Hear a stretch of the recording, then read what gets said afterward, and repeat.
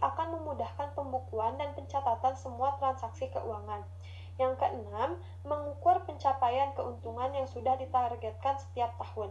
Dengan demikian, akuntansi dibutuhkan untuk mencatat semua transaksi keuangan dan kegiatan yang telah dilakukan oleh perusahaan. Perusahaan akan segera mengetahui ketercapaian targetnya dengan jelas. Lalu yang ketujuh, sebagai pengendalian investor. Fungsi akuntansi sebagai pengendali investor dapat diketahui dari semua pencatatan transaksi keuangan. Dari laporan keuangan tersebut, bisa jadi akan diketahui kondisi modal perusahaan.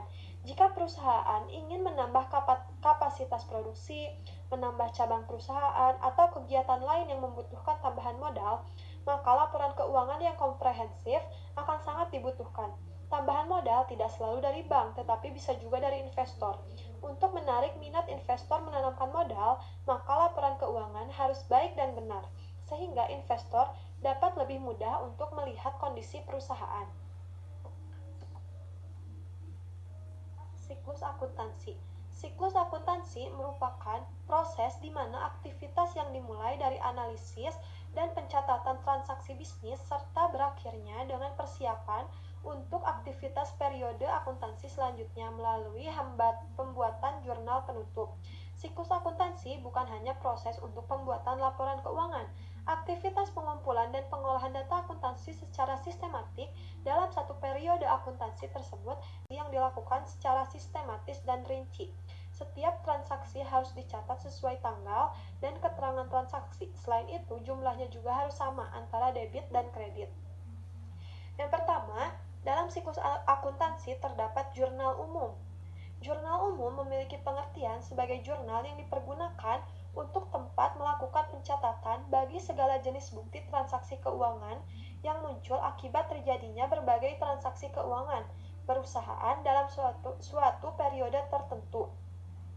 Pada umumnya, jurnal ini dipergunakan dalam akuntansi perusahaan jasa, karena pada prinsipnya segala transaksi dalam perusahaan jasa dapat dicatat secara kronologis, sedangkan pada akuntansi perusahaan dagang lebih efektif menggunakan jurnal khusus. Manfaat dari penjurnalan dalam perusahaan adalah mengetahui jumlah yang akan dicatat di satu atau lebih perkiraan. Misalnya, seperti timbul pertambahan atau pengurangan suatu perkiraan dan mengetahui jumlah yang didebit atau yang dikredit tetap seimbang. Selain itu juga sebagai referensi terhadap suatu jumlah telah diposting ke buku besar. Jurnal umum juga bisa digunakan sebagai referensi atau tanda telah diposting ke dalam buku besar untuk kemudian dilanjutkan menjadi laporan keuangan suatu perusahaan. Siklus akuntansi yang kedua yaitu jurnal penyesuaian. Jurnal penyesuaian ialah jurnal yang dibuat pada akhir periode akuntansi untuk membandingkan jumlah yang dicatat. Menyusun jurnal penutup yaitu kertas kerja kolom laba atau rugi. Tidak semua akun harus dibuat jurnal penutup.